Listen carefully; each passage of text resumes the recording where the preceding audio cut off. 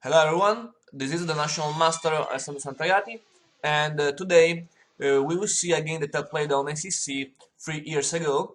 I played with white and I played against ACC on defense. I played d4, c5, d4, c takes.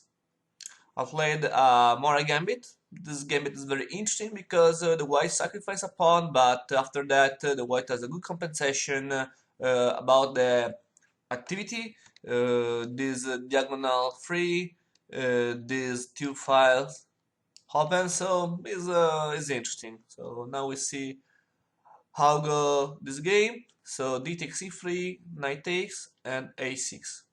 Sorry, and e6. E6 is important because I said that an important diagonal to attack is this. E6 is important because this pawn is blocking the diagonal and at the same time is covering this important square, square d5, so I can't go on d5 with my knight. Bishop c4, knight c6, knight f3. I complete my development and hello the castle. So knight f6, castle, queen c7. After this move, is important try to improve the pieces, complete the development. So in theory, in this position, I can have only two choices, or I develop the bishop, or I move the queen. In this position, it's very important to find a good square for the queen. In theory, we can see c2, b3, a4, e2. What's better?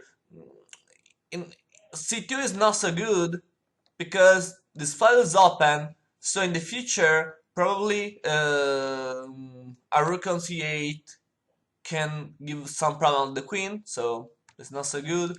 B3 is not good because there is knight a5 and I lost a piece, so it's very bad. On a4 the queen doesn't help me, so e2 is better.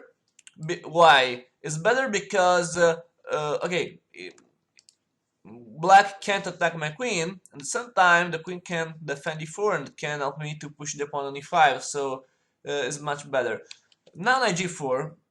This move is very important because the ideal black is go with the knight on e5, trade the pieces. This strategy is clear. The black is up a pawn, so in general for the defender is a good idea trade the pieces. And at the same time, this move has an important threat because if now the white makes a mistake, for example, white move h3, the white lose immediately the game after 94. This move is very nice. Knight is attacking knight and queen, and if I take the knight, there is checkmate on h2. So the white has to play with carefully. I play g3 to avoid this threat, and a6. This move avoid knight b5, and at the same time can allow the push b5. Rook d1. I bring my rook in the open file, and now knight g5. Black is following the strategy, and I played bishop b3. It trades, queen takes, and d6.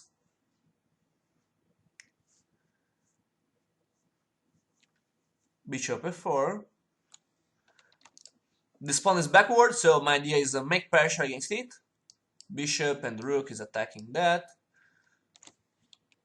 And the pawn now is pinned, so rook c1, the rook, x3 attack against the queen, queen b8 to move away the queen, and now a very nice move for me, knight d5. This move is very strong because I sacrifice a knight, but I open the line immediately before the enemy king go in the castle, and this is very important. E takes d5, e takes. Now the black has to move the knight, so knight d5.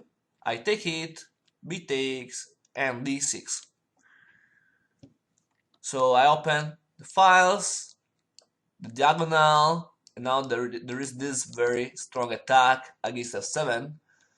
So black has to play bishop f6. And now I probably made a mistake because I played this move, bishop takes f7. In theory, if I play rook takes, so I sacrifice the exchange on c8, after d7 I take the queen. So now I can simply win in this way, but I made this mistake. This game is a blitz game, so I had few time and I played bishop takes f7, king takes, and rook c7 check. My position is good because the enemy king is without good defenders and all the pieces are blocked. He played the king f8, and after that I win easily in theory with d7. I can play d7 again because after this move I can promote queen and this bishop is pinned. So I didn't see it again. So after king f8 I play queen d5. Okay, probably I'm better now because I have the simple threat very strong. But okay, must sacrifice the queen. I take the queen, bishop h3, I play the check. He can take, so king f7. I played it again, and queen takes b7.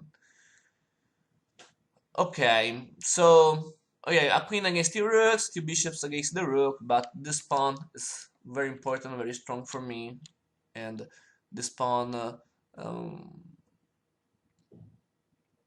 give me a good advantage in this position. So rook c8, block the pawn, rook d8,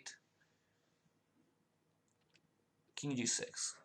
Now in theory he can take my rook, so I play this move, I take the rook, and it must take, and now it's impossible to avoid that, so he must sacrifice the bishop for the pawn. So I play d4, I queen, I take, and this endgame is very interesting, but it is an easy victory for white because we play with the same pawns now, 4 pawns against 4 pawns, but the exchange is a very important advantage in this kind of position.